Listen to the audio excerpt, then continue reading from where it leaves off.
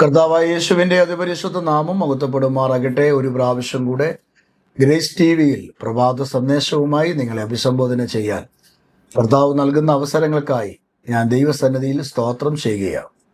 കഴിഞ്ഞ നാളുകളിൽ നിങ്ങൾ എഴുതിയിട്ട പ്രാർത്ഥനാ വിഷയങ്ങൾ വാട്സപ്പിൽ കൂടെയും കമൻറ്റ് ബോക്സിൽ കൂടെയും ഒക്കെ നിങ്ങൾ അറിയിച്ചത് നിങ്ങൾക്ക് വേണ്ടി ഞങ്ങൾ കുടുംബമായി പ്രാർത്ഥിപ്പാൻ അവസരങ്ങൾ കർത്താവ് നൽകി. വീണ്ടും ദൈവം നിങ്ങളെ അനുഗ്രഹിക്കട്ടെ. നിങ്ങളുടെ നീറുന്ന വേദനകൾ ആശ്വാസം നിങ്ങൾക്ക് യേശുവിൽ കൂടെ ലഭിക്കട്ടെ എന്ന് ഞാൻ പ്രാർത്ഥിക്കുകയാണ്. ഓരോ ദിവസവും നമ്മെ നടത്തുന്നത് ദൈവമാണല്ലോ. ദൈവത്തിൻ്റെ കരുതലും ദൈവത്തിൻ്റെ വിശ്വസ്തതയും എന്നും നമുക്ക് അനുഗ്രഹമാകട്ടെ എന്ന് ഞാൻ ആശംസിക്കുകയും ചെയ്യുകയാണ്. ഇന്നത്തെ ചിന്താവിഷയം അപ്പോസ്തലനായ പൗലോസ് ഫിലിപ്പിയ സഭയ്ക്ക് എഴുതിയ ലേഖനത്തിൽ നിന്നും 1-ാം അധ്യായം അതിൻ്റെ 21-ാമത്തെ വാക്യമാണ്. വാക്യം ഇങ്ങനെയാണ്: എനിക്ക് ജീവിക്കുന്നത് ക്രിസ്തു, മരിക്കുന്നത് ലാഭവും ആകുന്നു. വളരെ ശ്രേഷ്ഠകരമായ ഒരു വാക്യം. അപ്പോസ്തലനായ പൗലോസ് പറയുകയാണ്, എനിക്ക് ജീവിക്കുന്നത് ക്രിസ്തു, മരിക്കുന്നത് ലാഭവും. പൗലോസ് അപ്പോസ്തലന്റെ ആഗ്രഹമാണ് ഇവിടെ കാണുന്നത്. അപ്പോസ്തലനായ പൗലോസ് പല സഭകൾക്കും ലേഖനങ്ങൾ എഴുതിയിട്ടുണ്ട്, നമുക്കറിയാം. ഒരു കാലത്ത് ശൗലായിരിക്കുമ്പോൾ സഭയെ പീഡിപ്പിക്കുകയും ആരാധിക്കുകയും പ്രാർത്ഥിക്കുകയും ചെയ്യുന്നവരെ നശിപ്പിക്കുകയും ചെയ്ത ഒരു മനുഷ്യൻ. മഹാപുരോഹിതന്മാർ അധികാരം കയ്യിലുള്ളവൻ, ഗമാലിയലിന്റെ പാതകൊടുത്ത് നിന്ന് പഠിച്ചവൻ, ശുഷ്കാന്തി സംബന്ധിച്ച് പരീശൻ, നയപ്രമാണങ്ങളെ അരച്ച് കുടിച്ച് പഠിച്ചവൻ.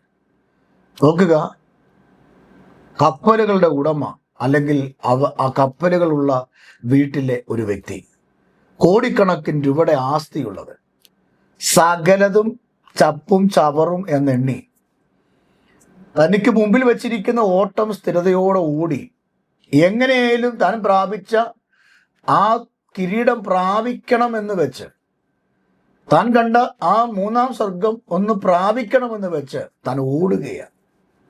ആ ഓട്ടത്തിൽ തൻ്റെ ജീവിതത്തിൽ ഒത്തിരി പ്രശ്നങ്ങൾ സംഭവിച്ചു. ജയിലറകളും അപമാനങ്ങളും നിന്ദകളും പരിഹാസങ്ങളും പഴി ദുഷി പീഡകൾ ഒക്കെ സംഭവിച്ചു. പലവട്ടം കോലുകൊണ്ടുള്ള അടി ഈ പൗലോസ് അപ്പോസ്തലൻ അനുഭവിച്ചു.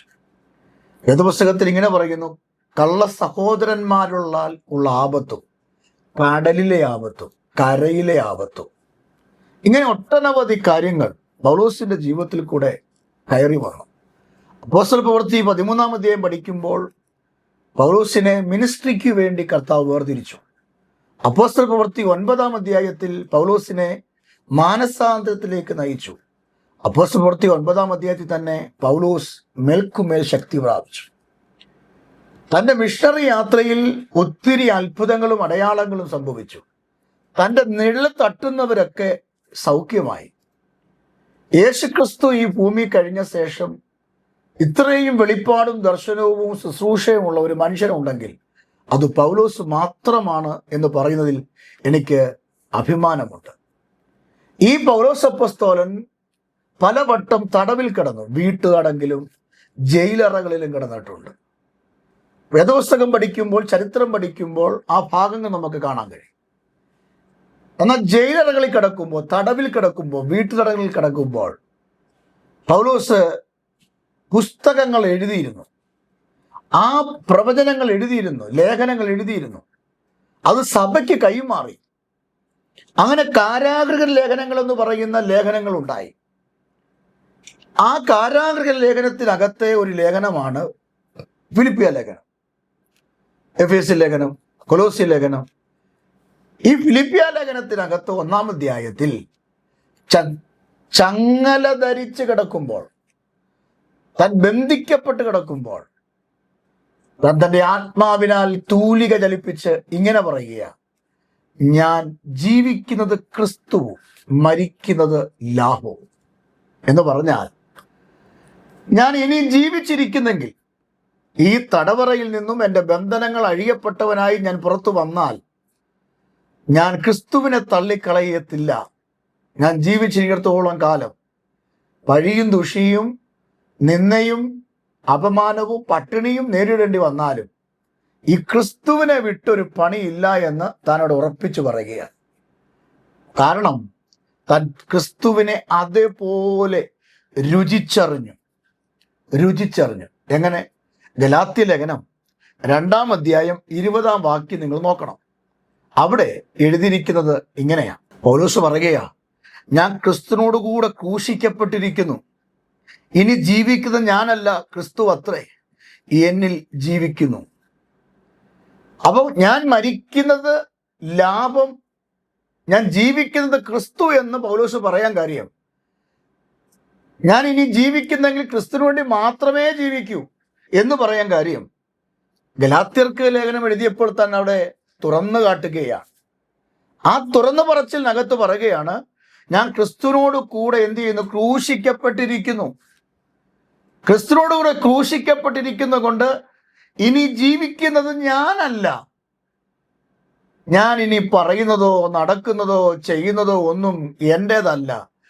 ഞാൻ ക്രിസ്തുവിലൂടെ നടക്കുന്നു, ക്രിസ്തുവിലൂടെ ജീവിക്കുന്നു, ക്രിസ്തുവിലൂടെ പറയുന്നു, ക്രിസ്തുവിലൂടെ പ്രസംഗിക്കുന്നു, ക്രിസ്തുവിലൂടെ ഞാൻ പ്രവർത്തിക്കുന്നു. കാരണം പഴയ ശൗല് തീർന്നു, മരിച്ചു. ഇനി ഞാൻ പുതിയ സൃഷ്ടിയാണ്. ഞാൻ ക്രിസ്തുവിനോട് കൂടെ എന്ത് ചെയ്തു? അടക്കപ്പെട്ടവനാണ്. ക്രിസ്തുവിനോട് കൂടെ ഞാൻ ഉയർത്തപ്പെട്ടവനാണ്.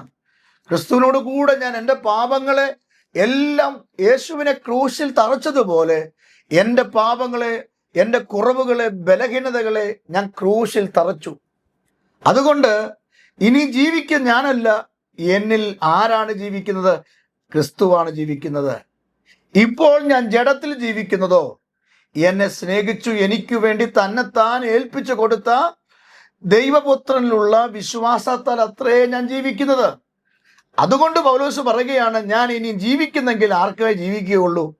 അത് പട്ടിണി കിടക്കേണ്ടി വന്നാലും, ഇനിയും ഞാൻ ഈ കാരാഗ്രഹത്തിൽ വരേണ്ടി വന്നാലും, എൻ്റെ ആമത്തിൽ കാല് പൂട്ടപ്പെടേണ്ടി വന്നാലും, കൈ ചങ്ങലയിൽ ബന്ധിക്കപ്പെടേണ്ടി വന്നാലും, എൻ്റെ കഴുത്തിൻ്റെ പുറത്ത് വാള് വെക്കേണ്ടി വന്നാലും ഞാൻ യേശുവിനെ വിട്ട് എന്ത് ചെയ്യത്തില്ല, ഞാൻ പോകില്ല എന്ന് പൗലോസ് പറയുകയാണ്.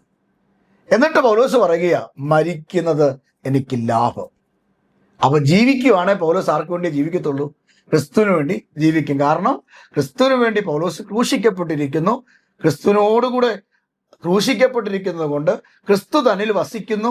ഇനി ജീവൻ ക്രിസ്തുവിൻ്റെതാണെന്ന് ഉറച്ചു പറഞ്ഞിട്ട് പറയുകയാണ്, ഞാൻ ഇനി ജീവിക്കുന്നെങ്കിൽ റോമൻ പടയാളികൾ, റോമൻ ഭരണങ്ങൾ, റോമൻ നിയമങ്ങൾ എനിക്കെത്ര പ്രതികൂലമായാലും ഈ യേശുവിനെ ഞാൻ ഉയർത്താൻ വേണ്ടി മാത്രമേ ഞാൻ ജീവിക്കൂ. അല്ലെങ്കിൽ മരിക്കട്ടെ, മരിച്ചാലും ഞാൻ പേടിക്കുന്നില്ല. ജയിലറ കണ്ടാലും, വാളിന്റെ വാൾത്തല കണ്ടാലും, ഹെരോദാവിന്റെ വെല്ലുവിളി എനിക്ക് നേരെ ഉയർന്നാലും ഞാൻ പേടിക്കുന്നില്ല. കാരണം എനിക്കത് ലാഭമാണ്. ക്രിസ്തുവിൽ മരിക്കുക എന്ന് പറയുന്നത് എൻ്റെ ജീവിതത്തിൽ ഭയങ്കര നേട്ടമാണ്. അതുകൊണ്ട് ഞാൻ ക്രിസ്തുവിൽ എന്ത് ചെയ്യും? സന്തോഷിക്കും ഞാൻ മരിച്ചാൽ. അപ്പൊ തനിക്ക് മരണത്തെ പേടിയില്ല. താൻ ജീവിക്കുന്നെങ്കിൽ ക്രിസ്തുവിന് വേണ്ടി ജീവിക്കും. റോമൻ പടയാളികളെ, നിയമത്തെ, എതിരികളെ, സുവിശേഷ വിരോധികളെ ഒന്നും പൗലോസിന് പേടിയില്ല. എന്നിട്ട് പൗലോസ് പറയുകയാണ്, അല്ല, ഇനി ഞാൻ മരിക്കുന്നെങ്കിൽ അത് ലാഭമാണ്. അതെന്താണ്? എനിക്ക് ലാഭമാണ്. അതിന് കാരണം 3 കൂട്ടങ്ങൾ ഞാൻ എഴുതി വച്ചിട്ടുണ്ട്. അതിങ്ങനെയാണ്: 1, ക്രിസ്തുവിലൂടെ നേരിട്ട് പിതാവിലേക്ക് എത്തിച്ചേരാൻ എനിക്ക് ഉറപ്പുണ്ട്. 2, കഷ്ടതയിൽ നിന്ന് വേഗത്തിൽ എനിക്ക് എന്ത് ചെയ്യാം? രക്ഷപ്പെടാം. 3, ക്രിസ്തുവിനെ എനിക്ക് വേഗത്തിൽ നേരിട്ട് കാണാം. അടുത്തത്, പാപം ചെയ്യാതെ നേരത്തെ എൻ്റെ കർത്താവിൻ്റെ വീട്ടിൽ എനിക്ക് എത്തിച്ചേരാം. ഈ സൗഭാഗ്യം തിരിച്ചറിഞ്ഞ പൗലോസ് പറയുകയാ, മരിക്കുന്നത് ലാഭം, ജീവിക്കുന്നെങ്കിൽ ക്രിസ്തുവിന് വേണ്ടി. എൻ്റെ പ്രിയപ്പെട്ട സഹോദരങ്ങളെ, ജീവിതത്തിൽ ഏതൊക്കെ പ്രശ്നങ്ങളും പ്രതികൂലങ്ങളും അന്ധകാര ശക്തികളും നമുക്ക് നേരെ കോർത്തു നിന്നാലും, മനുഷ്യച്ചങ്ങല പോലെ പ്രശ്നങ്ങൾ നമുക്കെതിരെ കൈ കോർത്തു നിന്നാലും ഭാരപ്പെടരുത്.